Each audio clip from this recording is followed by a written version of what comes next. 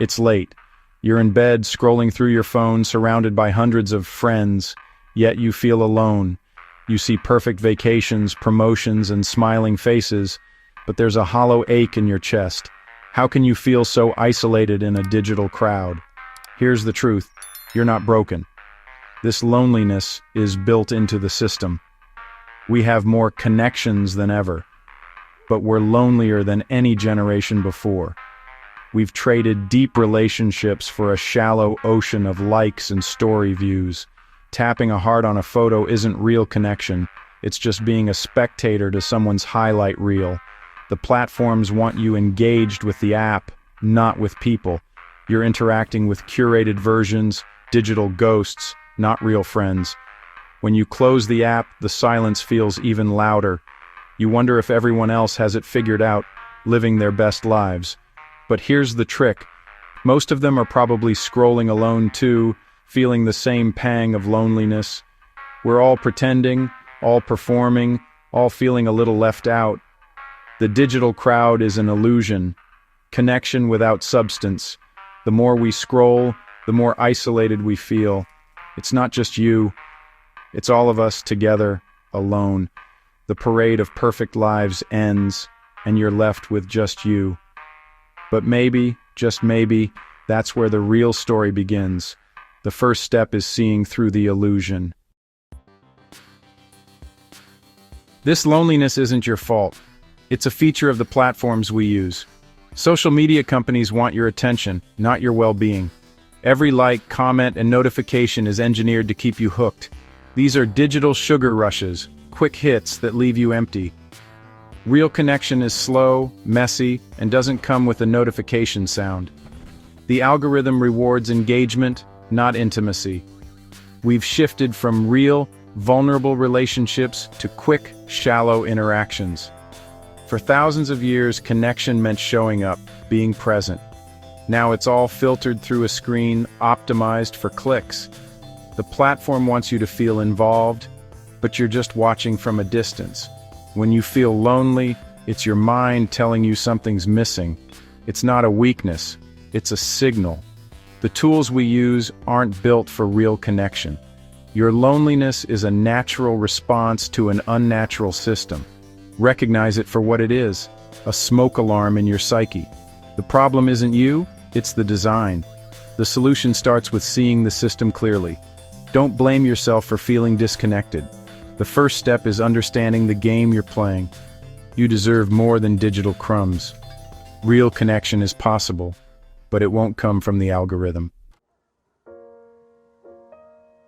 Social media gives us the illusion of closeness, but not the substance. You know your friend's new puppy, your cousin's fancy dinner, but do you know how they're really feeling?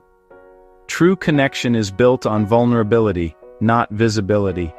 It's in the laughter, the silences, the unspoken support. Online, all of that is flattened, reduced to emojis and filtered photos. We're trying to build real relationships with one-dimensional tools.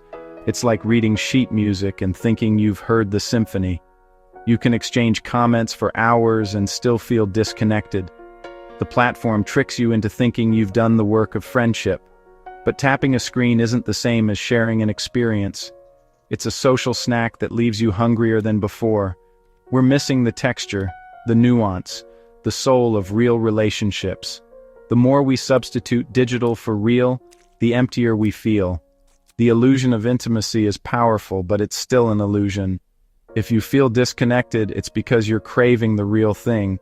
Don't settle for the imitation.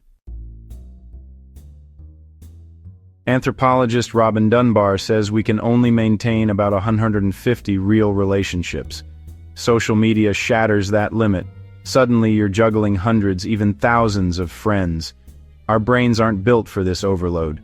We spread ourselves thin, giving everyone a little, but no one enough. The result? Numbness, not connection. You can't care deeply about 800 people's daily lives.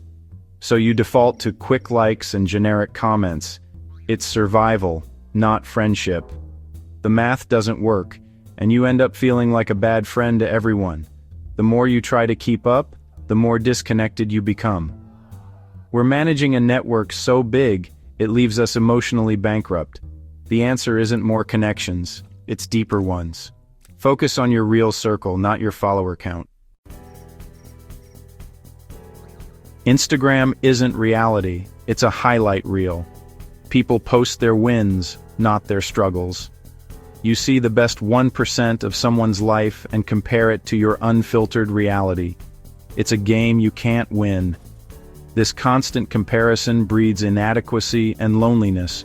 You start to hide your own struggles, afraid to break the illusion. So the cycle continues. Everyone performs, everyone feels alone. We're all co-conspirators in this grand deception. The more we curate, the more isolated we become. The highlight reel trap is real, and it's making us miserable. The only way out is honesty.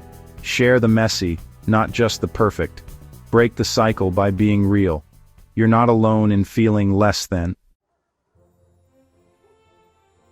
On social media, we're performers, not just sharers. Every post is a performance for an invisible audience.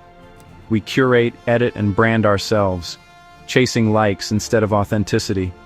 The gap between our real self and our online persona grows. Even when the performance succeeds, it feels hollow.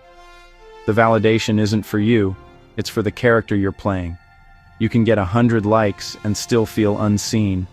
The more you perform, the more isolated you become. We crave acceptance but hide our true selves to get it. It's a paradox. The more we seek connection through performance, the less we feel it. Real connection requires dropping the mask. The applause fades, and you're left alone backstage. Maybe it's time to step off the stage. The illusion of intimacy, the overload, the comparison, the performance, it all adds up. Heavy social media use is linked to anxiety, depression, and loneliness. We're marinating in an environment that clashes with our psychological needs.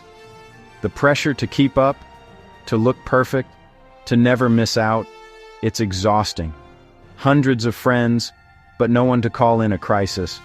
We're surrounded by digital ghosts, present in our feeds, absent from our lives.